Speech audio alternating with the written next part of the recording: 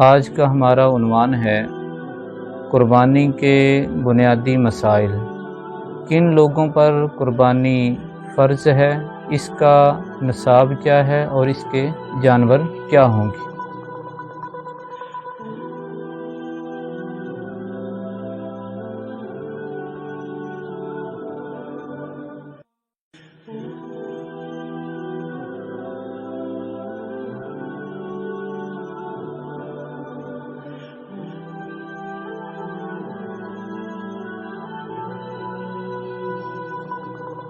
نحمدہ ونصلی ونسلم علی رسولہ النبی الکریم الرؤوف الرحیم، اما بعد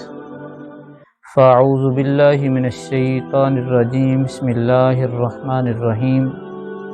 لن ینال اللہ لحومها ولا دماؤها ولکن ینالہ التقوی منکم۔ آمنت باللہ، صدق اللہ العظیم وصدق رسولہ النبی الکریم الامین۔ اللہم صلی علی سیدنا و مولانا محمد وعلی آل سیدنا و مولانا محمد وبارک وسلم وصلی علیہ۔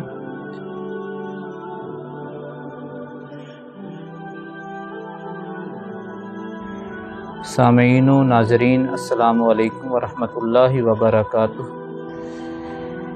قربانی بنیادی طور پر حضرت ابراہیم علیہ السلام کی سنت ہے، اور اس کا پس منظر یہی ہے کہ قربانی کرتے وقت جب ہم قربانی کا جانور خریدتے ہیں تو ہماری نیت یہ ہوتی ہے کہ رب تعالیٰ، ہم تیری رضا کے لیے ہر وقت تیار ہیں، اپنی جان مال اولاد کا نذرانہ پیش کرنے کے لیے، تیرے انبیاء کی سنت ادا کرنے کے لیے، اسلام کے دفاع کے لیے ہمارا سب کچھ حاضر ہے۔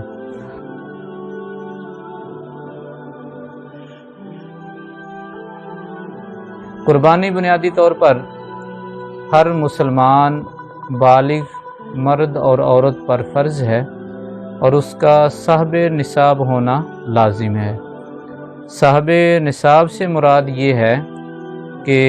جو شخص بھی قربانی والے دن 10 ذی الحجہ کو اتنے نصاب کا مالک ہو کہ جو 52.5 تولہ چاندی کی قیمت بنتا ہو، جو تقریباً آج کے دور میں اس لحاظ سے کوئی 55,000 کے قریب رقم بنے گی۔ اتنی رقم ہو، 52.5 تولے چاندی ہو یا 7.5 تولے سونا ہو، ان تینوں میں سے یا ان کے برابر رقم یا کوئی ملکیت یا کوئی پلاٹ وغیرہ موجود ہو۔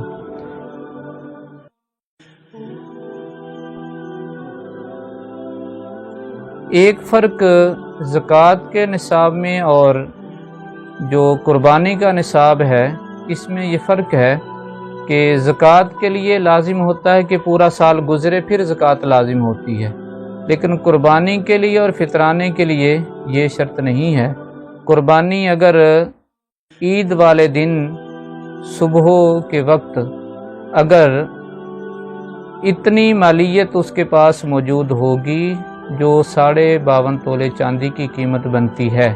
جو تقریباً 55,000 روپیہ بنے گا، تو اس پر قربانی لازم اور فرض ہے۔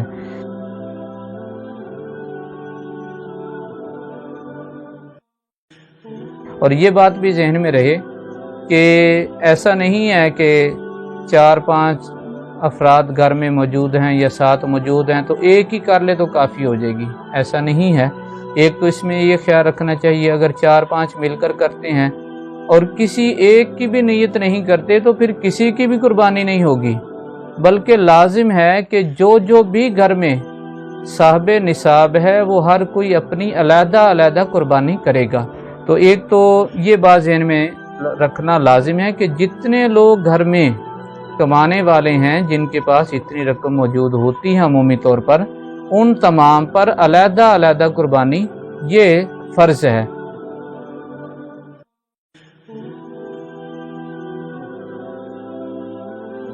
اور ایک صورت ہمارے ہاں جو درپیش ہے وہ یہ بھی ہے کہ عمومی طور پر لوگ جو ہیں وہ اپنے ماں باپ کی طرف سے قربانی کر دیتے ہیں،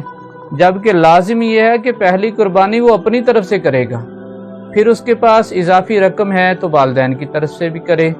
اور اگر اللہ تبارک و تعالیٰ نے توفیق دی ہے کوشش یہ کرے کہ نبی کریم رؤوف الرحیم صلی اللہ علیہ وسلم کی طرف سے بھی کرے۔ اور آپ علیہ السلام بھی چونکہ قربانی جب کرتے تو اپنی طرف سے بھی کرتے، پھر امت کی طرف سے بھی قربانی کرتے، تو ہم پر بھی یہ ضروری ہے کہ ہم آقا کریم صلی اللہ علیہ وسلم کی رضا کے لیے آپ کے لیے بھی قربانی کریں۔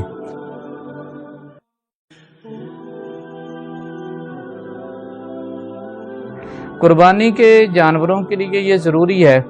کہ اگر اونٹ ہے تو اس کی عمر 5 سال ہونا یہ لازم ہے، گائے یا بھینس ہے یا بیل ہے تو اس کی عمر جو ہے وہ 2 سال ہونا، جسے ہم دوندا کہتے ہیں، وہ لازم ہے۔ 2 سال عمر ہونا شرط ہے،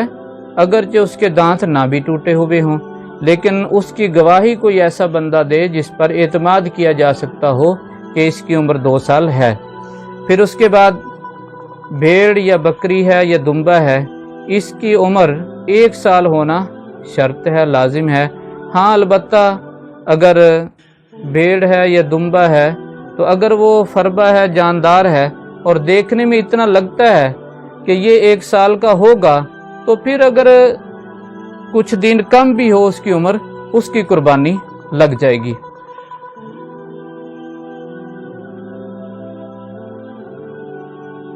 ایک مسئلہ یہ بھی ذہن میں رہنا چاہیے، عمومی طور پر ہمارے ہاں چونکہ جو خیراتی ادارے ہیں وہ ان دنوں یہ مسئلہ چھیڑ دیتے ہیں کہ قربانی کے پیسے آپ کسی ہسپتال میں دے لیں، کسی تھیلیسیمیا یا ان مریضوں کو دے لیں، تو شرعاً قربانی جس پر لازم ہے اس پر قربانی ہی فرض ہے، وہ قربانی جو اس پر لازم ہے اس کے پیسے نہیں دے سکتا، کیونکہ آقا کریم صلی اللہ علیہ وسلم کی حدیث مبارکہ ہے کہ ان دنوں میں، قربانی کے دنوں میں، اللہ تبارک و تعالیٰ کو قربانی سے بڑھ کر کوئی نیکی پسند نہیں ہے۔